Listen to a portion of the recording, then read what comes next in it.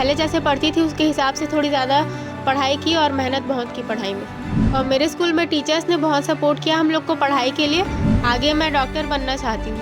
नहीं, इसके तरफ से ऐसा कोई डिमांड नहीं रहा, लेकिन हाँ ये पढ़ना चाहती थी और पढ़ाई में कभी हम लोग इसको डिस्टर्ब नहीं किए कि पढ़ो मत, ये करो वो करो। छत्तीसगढ़ में माध्यमिक शिक्षा मंडल बोर्ड ने अपने परिणाम जारी कर दिए हैं। 10वीं और 12वीं के परिणाम एक साथ जारी हुए हैं और इस वक्त हम रायपुर के पास गांव में एक मौजूद हैं, जहां पर जो बच्ची हैं रिया सिंह, उन्होंने 10th में टॉप 10 में जगह बनाई है। उनका रैंक है टॉप 8 और परसेंटेज की अगर हम बात करें तो 97.5% इनका रहा है। लगातार जुझारू तरीके से वो पढ़ती रही हैं, तो उन्हीं से जानेंगे कि भाई इस बैकग्राउंड से आती हैं जहाँ पर बहुत सारी चीज़ों को लेकर, चूँकि आजकल हम देखते हैं कि पढ़ाई को लेकर ट्यूशन कोचिंग जैसी चीज़ें बहुत डिमांड में रहती है और हर पेरेंट्स चाहता है कि उसकी मदद से बच्चे आगे बढ़ें। पर यहाँ पर रिया जो है ऐसी बिना किसी चीज़ के भी उन्होंने टॉप किया है। तो कैसी रही इनकी 10th में ये पूरी पढ़ाई की जर्नी? रिया, एक तो बहुत बहुत बधाई हो आपको।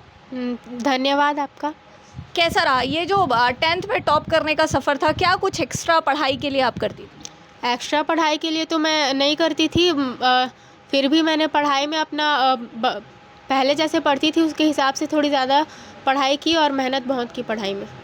रिया, जब मेहनत की बात आती है तो सारे बच्चे मेहनत करते हैं, लेकिन आप कौन सी स्कूल से आती हैं? क्या है उस स्कूल का ऐसा पढ़ाई का करिकुलम जिसने टॉप तक पहुँचाया? और मेरे स्कूल में टीचर्स ने बहुत सपोर्ट किया हम लोग को पढ़ाई के लिए और प्रेरित किया, अपने लाइफ के एग्जांपल्स दिए, तो पढ़ाई में उनका बहुत सपोर्ट रहा जिससे मुझे पढ़ने में मदद मिली।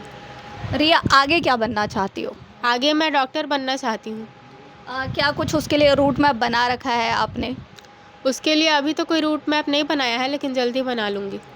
तो बिल्कुल यहाँ रिया के पिताजी हैं हमारे साथ, हम उनसे बात करने की कोशिश करेंगे, क्योंकि माता पिता जो है वो हर वो चीज़ बच्चों को देने की कोशिश करते हैं जिससे उनका फ्यूचर जो है वो बेहतर हो। सर, आपको एक तो बहुत बहुत बधाई हो जी। क्या कुछ ऐसा रूटीन रहा या क्या कुछ ऐसा डिमांड रहा रिया की तरफ से कि उसको पढ़ाई के लिए चाहिए? कैसे क्या पूर्ति रही?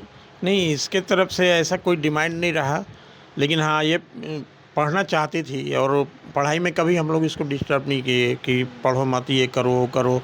पूरा छूट दिए, तुम जितना पढ़ना चाहती हो, जितना समय देना चाहती हो पढ़ाई में समय दो।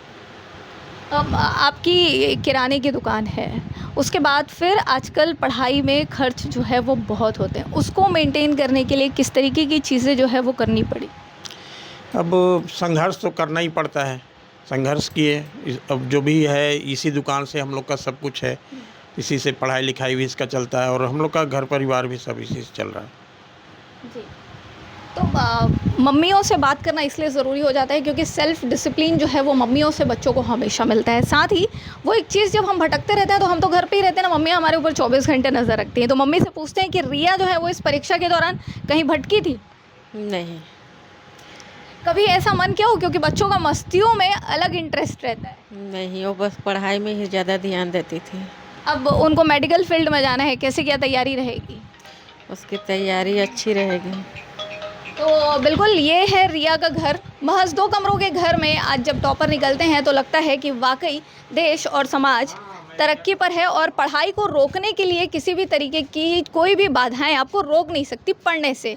तो ये है रायपुर की रिया, जिन्होंने छत्तीसगढ़ बोर्ड में 10th में टॉप 10 में अपनी जगह बनाई है, टॉप 8 में रही है। रायपुर के पास महज 15-20 किलोमीटर की दूरी पर इनका गांव है। छोटा सा 2 कमरों का घर है, पिताजी किराना स्टोर चलाते हैं और यहाँ से उनकी कहानी जो है पढ़ाई की शुरू हुई है, जो अब टॉप पर पहुँच रही है और आगे भविष्य में वो मेडिकल फील्ड में आगे जाना चाहती है। लोकमत की तरफ से उनको बहुत बहुत शुभकामनाएँ हैं, लेकिन हमारे दर्शकों को ये बिल्कुल जानना चाहिए कि पढ़ाई के लिए किसी भी तरीके की कोई भी चीज़ जो है वो बॉन्डेड नहीं कर सकती है। लोकमत के लिए छत्तीसगढ़ से स्वाति कौशिक।